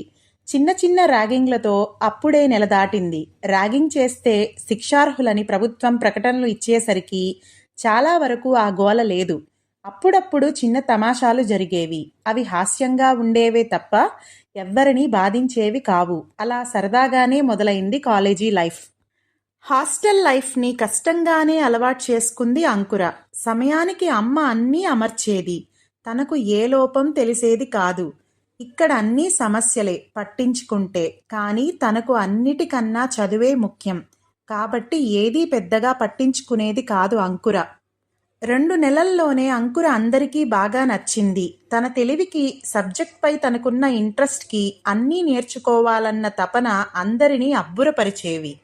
సహజంగా ఎంబీబీఎస్లో చాలా ఓర్పు అవసరం. అది అందరికన్నా అంకురలో కాస్త ఎక్కువే ఉండేది. తనకు తెలిసింది మళ్ళీ అందరికీ అర్థమయ్యేలా చెప్పేది. అర్థం కాని కొందరు అడిగి మరీ చెప్పించుకునేవారు. ఖాళీ సమయాల్లో తమ లెక్చరర్ అరుణగారి దగ్గరకు వెళ్ళేది. ఆమె హాస్టల్లో ఉండేది. ఒంటరిగా ఆమె చాలా చక్కగా చెప్పేది సబ్జెక్టులు. ఆమె అంటే అందరికీ ఇష్టం. అంకురును రమ్మని ఒకసారి పిలిచింది అరుణ. అలా అరుణగారికి దగ్గరైంది. ఆమెకు చాలా సహాయం చేసేది. స్టడీస్ పరంగా కూడా ఆమెకు అన్నీ సర్ది పెట్టేది. అందరి పరీక్ష పేపర్లు వెరిఫై చేసేది. ఆమెకు చాలా హెల్ప్గా ఉండేది. శ్యామ్ సెకండ్ ఇయర్ చదువుతున్నాడు. చాలా జీనియస్. ఫస్ట్ ఇయర్లో వాళ్ళకి కాస్త తక్కువగా చదివే వాళ్ళకి శ్యామ్తో చెప్పించుకోండి అని లెక్చరర్స్ సలహా ఇచ్చేవాళ్ళు. శ్యామ్ చాలా మంచివాడు. అందరికీ హెల్ప్గా ఉండేవాడు. శ్యామ్కి అందరూ చెబుతుంటే విని అంకుర తెలివికి చాలా ఆశ్చర్యపోయేవాడు. సహజంగా ఈ కోర్స్లో చాలా ధైర్యం కావాలి. ఫస్ట్ ఇయర్లో అంత స్టామినా చూపడం కష్టమే అని అంకుర దేనికి బెరుకు పడకుండా ప్రతిదీ క్షుణ్ణంగా తెలుసుకుని నేర్చుకునేది. అప్పుడప్పుడు శ్యామ్ అందరికీ టీచ్ చేస్తుంటే తను కూడా జాయిన్ అయ్యేది. ఆమె వేసే ప్రశ్నలు చాలా ఆశ్చర్యపరిచేవి శ్యామ్కి. ఎంత తెలివైంది! ఇన్నాళ్ళు కాలేజీకి ఫస్ట్ తనే. అలాంటిది అంకుర ముందు తను అరమార్కులోనైనా తగ్గాలేమో అనుకుని నవ్వుకున్నాడు. శ్యామ్ చేరాక కాలేజీలో చదువుపై శ్రద్ధ పెరిగింది. చెడు లక్షణాలు చాలా వరకు దూరంగానే ఉండేవి. అందుకే శ్యామ్ అంటే అందరికీ చాలా ఇష్టం. చెడు దారిలో వెళ్తుంటే కొందరినైనా మార్చేవాడు. సాధ్యమైనంత వరకు మంచి చేయండి, కుదరకపోతే కామ్గా ఉండండి, అంతేకాని ఎవరికీ చెడు చేయవద్దు, మీరు చెడిపోవద్దు అని చక్కగా చెప్పేవాడు.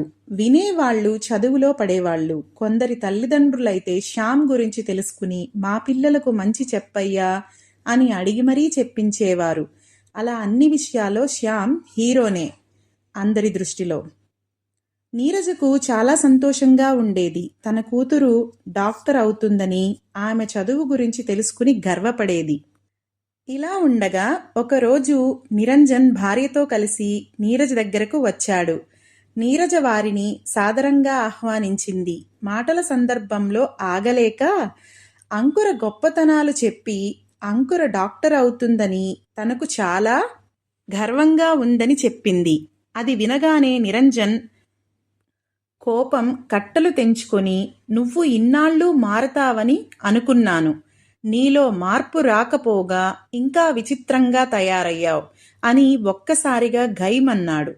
అతని భార్య కూడా ముఖం మార్చుకుని, అయిన వాళ్ళకి ఆకుల్లో కాని వాళ్ళకి కంచాల్లో అయినట్లు మన పనులు అని చాలా కర్కశంగా అంది.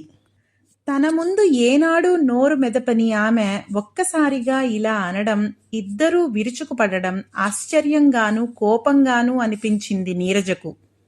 దేని గురించి మీరు మాట్లాడేది అని వాళ్ళని ప్రశ్నించింది. అందుకు సమాధానంగా నిరంజన్, అంకుర గురించి. ఆ పిల్లకు ఏమి తక్కువ? నువ్వు పెంచాల్సిన అవసరం ఏమిటి? ఆ పక్క ఈ పక్క ఆ పిల్లకు అందరూ ఉన్నవాళ్లే. సరే పెంచావు, ఖరీదైన డాక్టర్ కోర్సు చదివించాలా? ఆ అమ్మాయి చదివితే నీకేంటి లాభం? అది డాక్టర్ అయితే ఒక్కసారిగా వాళ్ళందరికీ దగ్గరవుతుంది, నీకు దూరమవుతుంది. అప్పుడేం చేస్తావ్ అని మాటల వర్షం కురిపించారు దంపతులిద్దరూ. నీరజ క్షణమాగి నవ్వింది. మాకు బాధగా ఉంటే నీకు వెటకారంగా ఉందా? ఏదైనా మనకు ఉపయోగపడే పనులు చేయాలి అని గట్టిగానే అన్నాడు నిరంజన్. వాళ్ళ మాటలకు పనివాళ్లు కాస్త ఆశ్చర్యంగా నిలబడి చూస్తున్నారు. నీరజ వాళ్ళని వెళ్ళిపోమంది. ఇన్నాళ్ళు లేని ఇంత బాధ ఒక్కసారిగా వీళ్లకు ఎందుకు కలిగింది అని అనుకుంటుండగానే నిరంజన్ మళ్లీ మాటలు మొదలుపెట్టాడు. నీకు పిల్లలు పుట్టలేదనేగా నేను రెండో పెళ్లి చేసుకున్నది. నా బిడ్డలు నీ బిడ్డలు కారా? వారికి అన్నీ చూడాల్సిన బాధ్యత నీకు లేదా? నువ్వు ఏ రకంగానూ నాకు సహాయపడలేదు. మేము ఎలాగున్నాము, మా పరిస్థితులు ఏంటా అని గమనించావా? నీ పాటికి నువ్వు బాగానే సంపాదిస్తున్నావుగా అని తన అక్కస్సంతా వెళ్ళబుచ్చాడు. కాసేపు ఆగాక నీరజ చెప్పడం ప్రారంభించింది. నిరంజన్, నీకు సమాధానం చెబుతాను, కానీ నీ భార్యకు సమాధానం చెప్పాల్సిన అవసరం నాకు లేదు. నా పుట్టింటి ఆస్తుల గురించి అడిగే హక్కు ఎవరికీ లేదు. నీ సంపాదన నేను కాణీ ఎరగను. పిల్లలు పుట్టలేదనే కదా మరో పెళ్లి చేసుకున్నావు. అది నాకు ఇష్టం లేకపోయినా నీ ఇష్టానికే వదిలేశాను. మళ్ళీ నీ విషయాల్లో నేను కల్పించుకోలేదు. అదే సభ్యత. ఎదుటివారి పనులు మనల్ని ఎంత బాధించినా వారికంటూ కొన్ని ఇష్టాలు ఉంటాయి. వాటి జోలికి వెళ్ళకూడదు అన్న ఇంగితం ఎవరికైనా ఉండాలి. పెళ్లి చేసుకున్నాక నేను ఎలా ఉన్నానని పట్టించుకోలేదు నువ్వు. నీ ముచ్చట్లు అన్నీ తీరాక, నీకు పిల్లలు పుట్టాక నేనంటూ ఉన్నానని గుర్తుకొచ్చి వచ్చావు. ఇప్పుడు నా దగ్గర ఆస్తి ఉందనేసరికి ఇలా అడగడం మొదలు పెట్టావు. నీదంతా స్వార్థం. అన్నీ నీకు అనువుగానే ఉండాలి. బిడ్డలు లేకపోతే భార్య వద్దు అని వెంటనే పెళ్లి చేసుకున్నావు. నేనెప్పుడూ అలా ఆలోచించలేదు. అందరూ ఉన్నా అనాథని నా బిడ్డను చేసుకున్నాను. అందులో నాకు కానీ ఆ బిడ్డకు కానీ స్వార్థం లేదు. కానీ బిడ్డలను పెంచడంలో, వారి మంచి చెడులలో ఉన్న ఆనంద బాధలు అన్నీ అనుభవించాను. అది చాలు. నేనెప్పుడూ బిడ్డలు కావాలని ఆశించలేదు. భగవంతుడే ఆ బిడ్డను నా దగ్గరికి చేర్చాడు. అంకుర వచ్చాకే నాకు ఆస్తులు సంపాదించాలని శ్రద్ధ వచ్చి అన్నీ సంపాదించాను. ఒక రకంగా అది తన పుణ్యమే. ఇక డాక్టర్ సీట్ అంటావా? తను కష్టపడి పైసా ఖర్చు లేకుండా తెచ్చుకుంది. అంకుర సాక్షాత్తు ఆ సరస్వతీదేవే. ఇంతే నేను చెప్పవలసినది. నా జోలికి వస్తే నా పద్ధతులు నాకూ ఉన్నాయి. ఇక నా జోలికి రావద్దు అని గట్టిగానే తెగేసి చెప్పింది. చాలాసార్లు చెప్పాను, ఇక చెప్పను. విసవిసలాడుతూ వాళ్ళు వెళ్ళిపోయారు.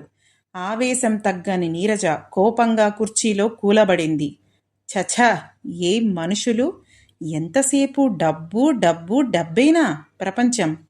డబ్బు, దాని గురించి ఆలోచిస్తే సంతోషమే కానీ దానివల్ల బాధలు అన్నీ ఇన్నీ కావు. ఆలోచించగానే అంకుర కళ్ళ ముందు మెరిసింది. అవును, ఎప్పటికైనా ఈ ఆస్తులు అంకురకు గండమే. దానికి దేనిమీద ఉండకపోయినా ఈ చుట్టూ జనానికి ఎప్పుడూ ఆస్తిగోల అంకుర ధ్యాసే. అదే ఆస్తికి ఏ సంబంధం లేకపోతే అంకురని ఎవ్వరూ పట్టించుకోరు. అలా ఆలోచించి ఒక నిర్ణయానికి వచ్చింది. నాకు బాగుండడం లేదు. ఏ రోజు ఎలా ఉంటుందో చెప్పలేం అనుకుంది నీరజ. గట్టిగా ఒక నిర్ణయానికి వచ్చింది. రాముని పిలిపించింది. తన డ్రైవర్గా ఉండే రాము చాలా పెద్దవాడయ్యాడు. పెళ్లి చేసింది నీరజ. రాముకి 2 పిల్లలు. రాము ఆలోచనలు చాలా బాగుంటాయి. అందుకే నీరజ కొన్ని నిర్ణయాలు రాముని అడిగి తెలుసుకుంటుంది. ఏదైనా భయపడకుండా ధైర్యంగా చెప్తాడు. అందుకే వాడి సలహా తీసుకుంటుంది. కొన్ని పనుల్లో నీరజ తన మనసులోని ఆలోచనలతో స్తబ్దుగా ఉండిపోయింది. ఏంటమ్మా పిలిచారు అన్న రాము మాటకి ఈ లోకంలోకి వచ్చింది. అదే రాము, నీకొక విషయం చెబుదామని. అది సరేనమ్మా, వాళ్ళిద్దరూ ఎందుకు వచ్చారు? ఏంటి అంత గట్టిగా మాట్లాడుతున్నారు? నాకు చాలా కోపం వచ్చిందమ్మా, కానీ మీరేమంటారో అని పక్కకి వెళ్ళిపోయాను. లేకపోతే మిమ్మల్ని అలా మాట్లాడినందుకు వాళ్ళని అని ఆగి నీరజ ముఖం వైపు చూశాడు. నీరజ కళ్ళలో నీళ్లు తన కోసం ఏ స్వార్థం లేని ఒకరు బాధపడుతుంటే నిజంగా కళ్ళు నీరిల్లాయి. ఏంటమ్మా, ఎందుకు పిలిచారు? అంకుర గారి దగ్గరకు వెళ్ళాలా అని అడిగాడు. కాస్త ఆలోచించి వెళ్దాంలే, నీ పనులు చూసుకో, తర్వాత చెప్తాను అని రాముని పంపించేసింది. తన ఫ్రెండ్స్కి ఫోన్ చేసింది నీరజ. తనకి అన్ని విషయాల్లో సహాయంగా ఉండే విద్య, సంధ్య ఇద్దరూ వచ్చారు. ఏంటి విశేషం అని అడిగారు. కూర్చోండి, మీతో ముఖ్యమైన విషయం మాట్లాడాలి అని. ఇంతకుముందు నిరంజన్ వాళ్ళు వచ్చిన సంగతి, అంతకుముందు ఈ ఆస్తుల గురించే జరిగిన అన్ని సంభాషణలు పూసగుచ్చినట్లు ఇద్దరికీ చెప్పింది. అందుకే నేను అంకురకు నాకు ఏ బాధ లేకుండా ఒక నిర్ణయానికి వచ్చాను అంది నీరజ. ఏం నిర్ణయం తీసుకున్నావు అని ఇద్దరూ ఒక్కసారిగా అడిగారు. ఏం లేదు, ఇలాగే ఉంటే రేపు అంకురకేమైనా బాధే కదా. వాళ్ళు ఎవ్వరి మాటలు లెక్క చెయ్యరు. అన్ని రోజులు ఒకేలా ఉండవు. అందుకే నేననుకున్నట్టు చేయడమే మంచిది అనుకుంటున్నాను. ఏంటా పని అంది విద్య. ఏం లేదు, అంకుర ఎలాగో డాక్టర్ చదువుతుంది కాబట్టి ఒక హాస్పిటల్ అన్ని సౌకర్యాలతో కట్టిద్దాం. తరువాత అన్ని రకాలుగా వైద్యం అందేలా అన్ని పరికరాలు తెప్పిద్దాం. ఆలోగా అంకుర డాక్టర్ అయి వచ్చేస్తోంది. ఆ హాస్పిటల్ ప్రజలదన్నట్లుగా వీలునామా రాస్తాను. అందరికీ ఉపయోగపడుతుంది. దానికి అంకుర నర్సింగ్ హోమ్ అని పెట్టిస్తాను. అంకుర ఆలోచనలు చాలా భావగర్భితంగా ఉంటాయి కాబట్టి తప్పక ఈ పనికి ఒప్పుకుంటుంది. ఎవ్వరికీ చేసేది వాళ్ళకి చేసి ఒకరితో ఒకరికి సంబంధం లేకుండా ఆస్తి తగాదాలు గతాగతులలో రాకుండా చేసేస్తాను అంది నీరజ. నీరజ ఆలోచనలకు చాలా ముచ్చటపడ్డారు స్నేహితులు. నీ ఆలోచన బాగుందే, ఈ విషయాలకి నువ్వేం టెన్షన్ కాకు. రాముని పిలిచి అందరం అన్నీ వివరంగా మాట్లాడుకున్నారు. హాస్పిటల్కి తగ్గ స్థలం కావాలి, 100 సెంట్లు కావాలి, అన్ని హంగులతో కట్టాలి. పల్లెల్లో ఉన్న పొలాలు, ఇళ్ళు అన్నీ బేరం పెట్టాలిరా. నమ్మకమైన వారిని చూడు అని రాముకి, విద్యకు, సంధ్యకు అందరికీ చెప్పింది. మర్నాడు సెలవు కావడంతో అంకురును తీసుకురమ్మని కారు ఇచ్చి పంపింది రాముకి. అంకురమ్మ అంటూ హత్తుకుపోయింది. అరే, నేను నీకిష్టమైనవి వండడం పూర్తి కాలేదు, అప్పుడే వచ్చేశారా అని అడిగింది. ఏమోనమ్మా, రాము అన్నయ్య చాలా స్పీడ్గా తెచ్చేశాడు.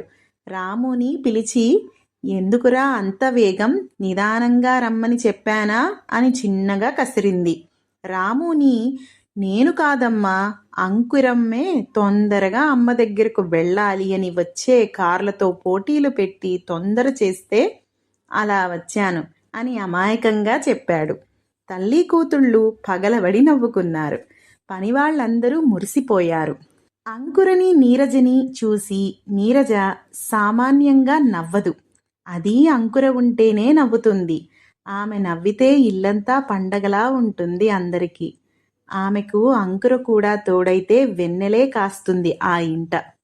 ఏమ్మా, రేపు వెళ్ళమంటారా బేరం పెట్టడానికి అని అడుగుతున్న రాముకి సైగ చేసింది నీరజ వద్దన్నట్టుగా. రాము గప్చుప్ అయ్యాడు. బేరమేంటమ్మా అని అడగగానే, ఏం లేదమ్మా, పొలాలు లాభం రావడం లేదు, అందుకనే అమ్మమంటున్నా అంది నీరజ.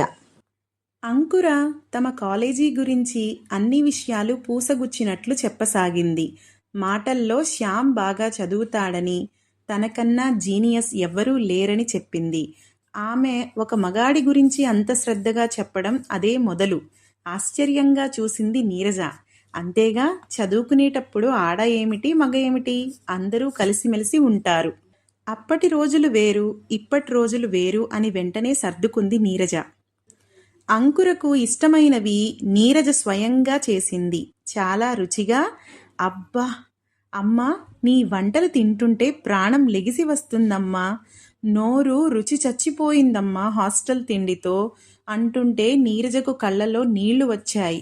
అంకుర అది గమనించి, అన్నీ బాగుంటాయి మమ్మీ, నీ వంటలు మరీ బాగుంటాయని సర్ది చెప్పింది. భోజనాలయ్యాక ఇద్దరూ మంచం మీదకు చేరారు. చదువు గురించి, కాలేజీ గురించి, హాస్టల్ గురించి అన్నీ క్లోజ్గానే చెప్పుకొచ్చింది అంకుర. మాటల సందర్భంలో నీరజ, అంకుర, ఈ వయస్సులో ప్రతిదీ అందంగానే ఉంటుందమ్మా, దాన్ని నమ్మకూడదు. మీరంతా స్నేహంగా ఉన్నా కాలేజీ కాబట్టి అందరితో జాగ్రత్తగా ఉండాలి. ఆడవాళ్లతోనైనా మగవాళ్లతోనైనా ఏదీ లిమిట్స్ దాటకూడదు. చనువులు పనికిరానివని చెప్పకనే చెప్పి హెచ్చరించింది. అన్నీ అర్థం చేసుకున్న అంకుర, అమ్మా, నీ మాట జవదాటను, ఏ విషయంలోనైనా సరే నీకా భయం అక్కర్లేదు అని గట్టిగా అమ్మ చేతులు పట్టుకొని చెప్పింది.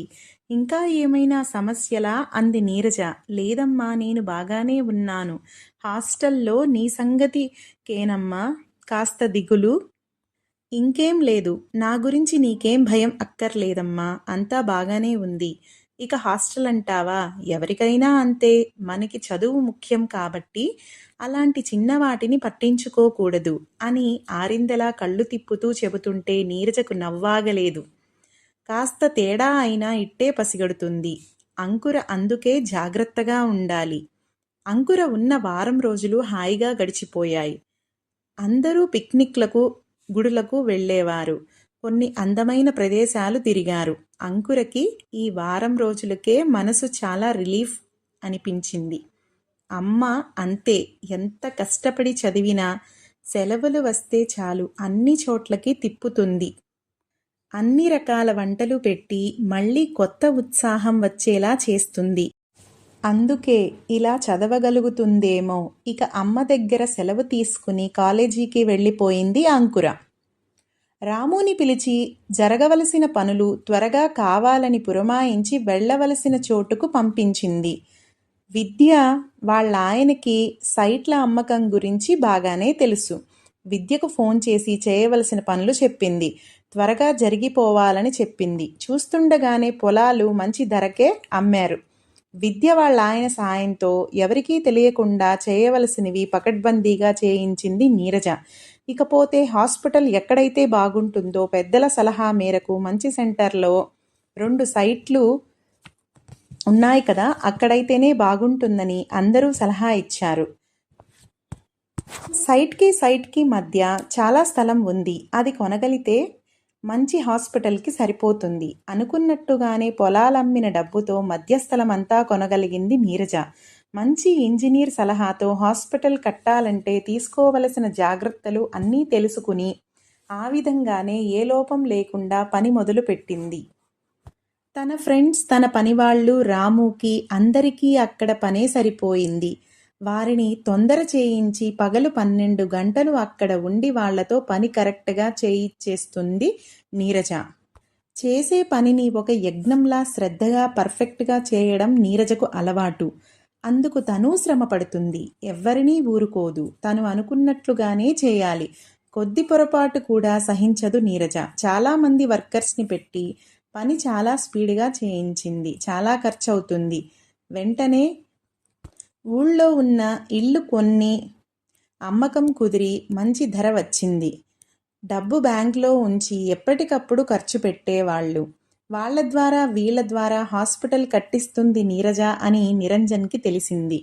ఒకరోజు విద్య వాళ్ళింటికి వెళ్ళాడు నిరంజన్. విద్య ఆమె భర్త కూర్చుని ఏదో సంభాషించుకుంటున్నారు. అంతలో నిరంజన్ వచ్చాడు. నిరంజన్ని చూసి విద్య వాళ్ళు ఆశ్చర్యపోయారు. తేరుకుని, ఎంతైనా నీరజ భర్తగా గౌరవించాల్సిన మనిషే కదా, కూర్చోండి అన్నారు. ఏంటి, ఏదైనా పని మీద వచ్చారా అన్న ప్రశ్నకు ఏం లేదు, నీరజ ఏదో హాస్పిటల్ కట్టిస్తుందని తెలిసింది. అంత పెద్ద హాస్పిటల్ ఎవరికి సంబంధిస్తుందని జవాబుకి ఆగాడు నిరంజన్.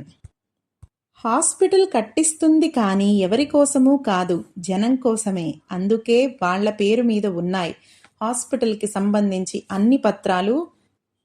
విస్తుబోయాడు నిరంజన్. చాలా ఆస్తులు అమ్మి అంత హాస్పిటల్ కట్టిస్తుంది. ఇంకా సగం పని ఉంది. మొత్తం అంతా దీనికే ఖర్చు పెట్టి పైగా ప్రజలదనడం హాస్యాస్పదంగా ఉంది. ఏమిటిది? నాకు అర్థం కావడం లేదని ప్రశ్నించాడు.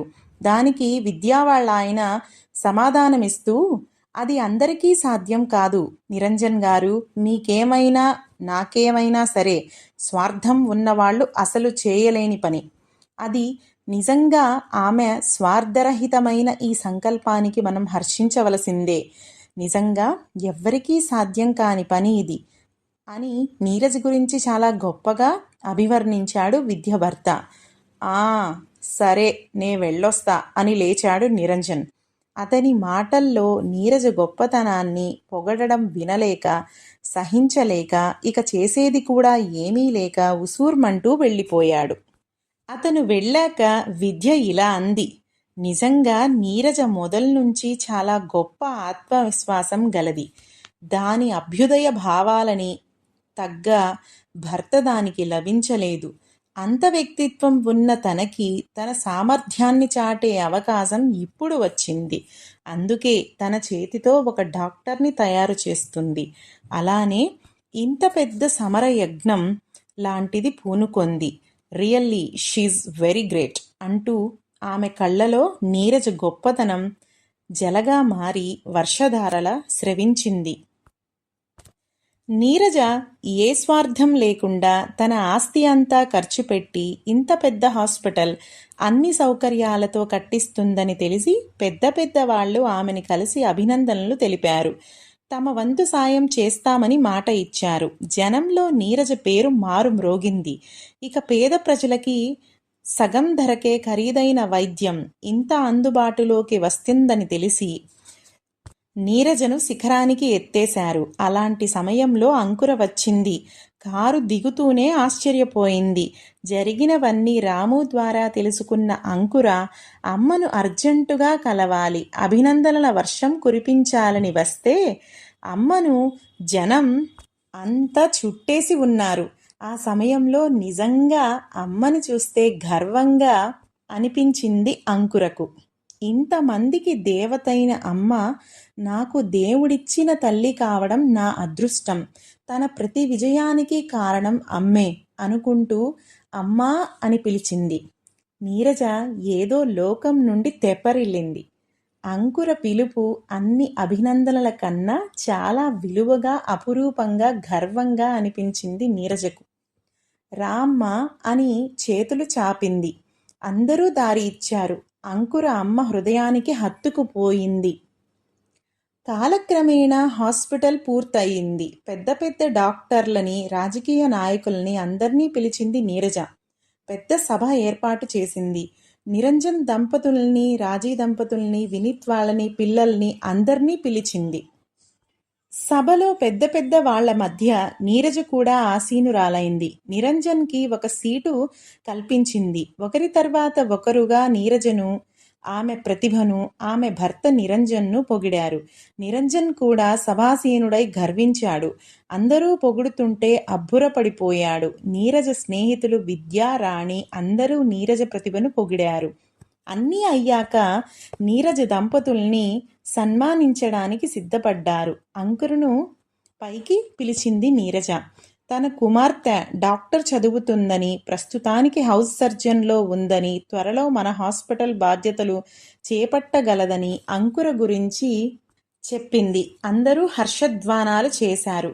సభికులు నీరజ దంపతుల్ని, అంకురని ముగ్గురిని సన్మానించారు. ఆ దృశ్యం చూసిన రక్త సంబంధీకులకు ఆనంద బాష్పాలు ఆగలేదు. హాస్పిటల్కి పెద్ద పెద్ద డాక్టర్లు వంతుల వారీగా హాస్పిటల్కి సేవ చేస్తామని ఒకరి తర్వాత ఒకరుగా అందరూ వాగ్దానం చేశారు. ప్రస్తుతం హాస్పిటల్లో 2 పెద్ద పెద్ద డాక్టర్లు, ఎంఎస్, ఎండీలు అందుబాటులో ఉంటారు అని నీరజ ప్రసంగం మొదలుపెట్టింది.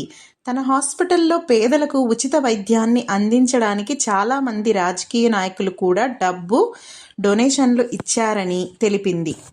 అంతేకాక పెద్ద పెద్ద డాక్టర్లు తమ వంతు ఉచిత చికిత్స సాయం చేయడం మన అదృష్టం అని ఆనందంగా, ఉద్వేగంగా ప్రసంగించింది నీరజ. దానితో ప్రజలందరూ నీరజకు జై, అంకుర హాస్పిటల్కు జై అని బిగ్గరగా కరతాళ ధ్వనులు చేశారు. ఆ హాస్పిటల్ ప్రాంగణం అంతా మార్మోగింది. ఇప్పుడు హాస్పిటల్ ఓపెనింగ్ని అంకురతో చేయించింది. ఆమె స్నేహితులు అల్లర్లతో, జనం చప్పట్లతో ప్రాంగణం మార్మోగింది. నెల క్రితం హాస్పిటల్కి ఏ పేరు అని స్నేహితులు తర్జనభర్జన అవుతుంటే, కొందరు అంకుర హాస్పిటల్ అని, కొందరు ప్రజా వైద్యశాల అని, కొందరు నీరజ హాస్పిటల్ అని తమకు తోచినట్లు అంటుంటే, అంకుర అమ్మ పేరే పెట్టాలి అని పట్టుబట్టింది. అందరి మాటలు విన్నాక నీరజ నవ్వుతూ, పేరు నేనెప్పుడో నిర్ణయించాను, అంకుర హాస్పిటల్ అని చెప్పింది. అంకుర, అమ్మా మీ పేరే పెట్టాలమ్మా, నేనెప్పుడో అనుకున్నాను అంది గారాంగా. కాదమ్మా, నీ పేరైతే బాగుంటుంది, పైగా నువ్వు కాబోయే పెద్ద డాక్టర్వి అని నవ్వింది. అలా హాస్పిటల్ పేరు అంకుర హాస్పిటల్ అయ్యింది. అంకుర హాస్పిటల్ బాగా రన్ అయింది. ఎప్పుడూ పేద జనంతో నిండి ఉండేది. ఒక వారం ఒక పెద్ద ప్రొఫెసర్ ఉంటే, వేరొక వారం ఇంకొకరు. అలా ఆ హాస్పిటల్లో లేని వైద్యమే లేదు. పైగా పెద్ద పెద్ద వాళ్ళు ఒక్కొక్క రోజు పనిచేసినా తిరుగు లేకుండా మంచి పేరు కొట్టేసింది సంవత్సరంలోనే. పెద్ద పెద్ద చదువులు చదివి ఉద్యోగాలు లేని వాళ్ల కోసం ఉద్యోగాలు కల్పించింది నీరజ. అందర్నీ సమర్థవంతులనే ఎన్నిక చేసింది. ఎంబీఏ చేసి గృహిణులుగా ఉన్నవారిని ఆహ్వానించింది. హాస్పిటల్ డెవలప్మెంట్కి కొంతమంది హాస్పిటల్లో వర్క్ చేయడానికి తీరిక వేళల్లో ఒప్పుకున్నారు. అలా ఆ హాస్పిటల్ రన్ అవ్వడానికి ఏ లోటు లేదు. అంకుర ఎంబీబీఎస్ యూనివర్సిటీ ఫస్ట్ వచ్చింది. ఆమెను ఎండీని చదివించడానికి ఫారిన్ పంపారు లెక్చరర్స్. నీరజ అంతా పూనుకుని ఈ 2 ఏళ్లలో హాస్పిటల్ బాగా డెవలప్ అయ్యింది. అంకుర లేని లోటుతో నీరజ కాస్త డల్ అయినా తీరిక లేని పనితో హాస్పిటల్లో లెక్కలు చూడడంలో మునిగిపోయేది. ఒకరోజు నీరజ నిరంజన్ని పిలిపించి తమ ఊళ్ళో ఉన్న పొలం 2-3 స్థలాల పేపర్లు పిల్లల పేర్ల రాయించి నిరంజన్కి ఇచ్చింది. నిరంజన్ అది చదివి, వద్దు నీరజ, నీవు నిస్వార్థంగా చేస్తున్న సేవలకు అవసరమవుతాయి, వాటికి ఉపయోగించు. ఇవి కూడా దేవి దయవల్ల మంచి పొజిషన్లో ఉన్నాను. అమ్మాయి కాపురం బాగానే ఉంది, వాళ్ళు బాగా సంపాదిస్తున్నారు, అబ్బాయికి మంచి ఉద్యోగం ఉంది, ఏమీ సమస్యలు లేవు. అందువల్ల నీవు వాటిని నిర్మోహమాటంగా హాస్పిటల్కే వాడు. అల్లుడు గారు కూడా అప్పుడప్పుడు హాస్పిటల్కి వస్తానన్నారు. నీ మంచితనానికి నా మూర్ఖత్వం వదిలిపోయింది. ఇకపై ఇలా డబ్బు గురించి పిలవద్దు, నేను సాధ్యపడినంత సహాయం చేస్తా అని చెప్పి నవ్వుతూ వెళ్ళాడు. అంకుర గురించి అడిగాడు. వారం రోజుల్లో వచ్చేస్తోంది అని చెప్పింది నీరజ. నీరజ అంకుర వచ్చేసరికి అందరినీ పిలిచి పరిచయాలు, భోజనాలు, పెద్ద ఫంక్షన్నే ఏర్పాటు చేసింది. అంకుర నెంబర్ 1గా ఎండీ పూర్తి చేసింది. ఆ రోజు అంతా హడావిడిగా ఉన్నారు. అంకుర ఫ్రెండ్స్ని, లెక్చరర్స్ని అందర్నీ పిలిచింది నీరజ. అంకురను చూస్తే నీరజకు చాలా ఆనందంగా, గర్వంగా, చెప్పలేని ఉద్వేగంగా ఉంది. అంకుర నీరజను హత్తుకొని నీరజ ఉద్వేగాన్ని తగ్గించింది. రామ్మ అని స్టేజ్ పైకి వెళ్లారు. అందరూ పరిచయాలయ్యాక అంకుర మాట్లాడింది. ఫంక్షన్కి అంకురను చూడాలని ఉత్సాహంతో రాజీ, వినీత్ కూడా వచ్చారు. అంకుర మాట్లాడుతూ, ఈరోజు ఈ ప్రతిభ నాది అని అంతా నన్నే పొగుడుతున్నారు. అమ్మ లేనిదే నేను లేను, ఇది అక్షరాల సత్యం. కొందరు కాదని విసిరేసిన ఈ చిన్న మొక్కని ఇంతగా దరిచేర్చి పెంచిన దేవత మా అమ్మ. ఆమెకు నేను నా జీవితం అంకితం అని చెప్తుంటే రాజీకి, వినీత్కి, నిరంజన్కి, నీరజకు, ఆమె స్నేహితులకు అందరికీ కళ్ళలో బాధ, ఆనందం కలబోతగా వర్షించాయి. అంకురకు నీరిల్లాయి. నీరజ వచ్చి, నీ సమర్థత లేనిదే నేనెంత చేసినా వృధానేగా నా తల్లి, కాబట్టి నీ పట్టుదలకి నా మొదటి వందనం అనేసరికి అంతా చప్పట్లతో మారుమ్రోగింది. అంకుర స్నేహితులు హాస్పిటల్ వారికి తగ్గ సహాయం, సేవ చేస్తాం అని చెప్పారు. ఇక శ్యామ్ మాట్లాడుతూ, నేను అంకురతో కలిసి ఇదే హాస్పిటల్లో సేవ చేయడానికే నిర్ణయించుకున్నాను. నీరజ గారు ఒప్పుకుంటే వారి కుటుంబంలో కూడా కలిసిపోవాలని నా ఆశ అని నీరజ వైపు, అంకుర వైపు చూశాడు. అంకుర కూడా నీరజ వైపు చూసింది. నీరజ కూడా సంతోషంగా తల ఊపి మైక్ దగ్గరకు వచ్చి త్వరలో శ్యామ్, అంకుర భార్యాభర్తలవుతారు అని ఆనందంగా చెప్పింది. అందరికీ సంతోషం ఆగక స్టేజ్ పైకి పూలు విసిరి వారి సమ్మతి ఆనందాలు అలా పూలతో కురిపించారు. నీరజ ప్రక్క అంకుర, శ్యామ్ పక్కన అతని తల్లిదండ్రులు. నీరజకు మనసులో ఇక ఏ కోరికలు లేవు. అందుకే నీరజ పగ్గాలు లేని సంతోషంతో తేలిపోయింది.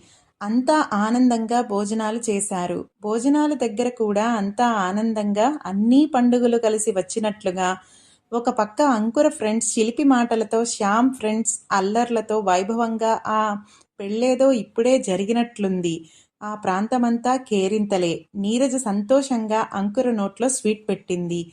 అంకుర కూడా తల్లికి తినిపించింది. శ్యామ్, అతని స్నేహితులు, అంకుర స్నేహితులు హుర్రే అంటూ కేరింతలు కొట్టారు. నిజంగా స్వర్గం అంటే మనసులోని కోరికలు ఖచ్చితంగా నెరవేరటమే కదా అనిపించింది నీరజ స్నేహితులకు. వారంతా నీరజనే గొప్పగా చూస్తున్నారు.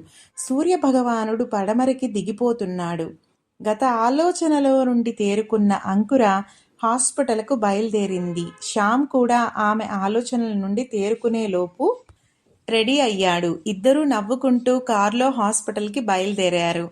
చక్కటి పూలతోట మధ్యలో రోడ్డుపై వెళుతుంది కారు. అంకుర ఎన్ని దారులలో పయనించినా చివరికి ఆమె జీవితం పూలదారే అయ్యింది. అంకురతో శ్యామ్ ఏదో చిలిపిగా మాట్లాడుతుంటే ఆ పూలదారిలో సిగ్గుల మొగ్గే అయ్యింది. ఒకసారి తన మెడలో ఉన్న డాలర్ని చూసుకుంది. అందులో నీరజ ఫోటో ఉంది. అంకురకు ఎప్పుడు ఆనందం కలిగినా అమ్మ దగ్గర లేనప్పుడు డాలర్ని తీసి చూసుకుంటుంది. భగవంతుడు అన్ని వేళలా అమ్మ రూపంలో తనతోనే ఉంటుందని ఆమె నమ్మకం. ఇతర దేశాలలో చదివి పెద్ద డాక్టర్ అయినా తనలో ఏ మార్పు లేదని మురిసిపోయాడు శ్యామ్. శ్యామ్, అంకుర ఎంతో మందికి ఆదర్శంగా నిలిచారు. శుభం. కథ ఇంతటితో సమాప్తం. ఈ కథ మీకు నచ్చినట్లయితే గనక లైక్ చేయండి, షేర్ చేయండి. Thank you.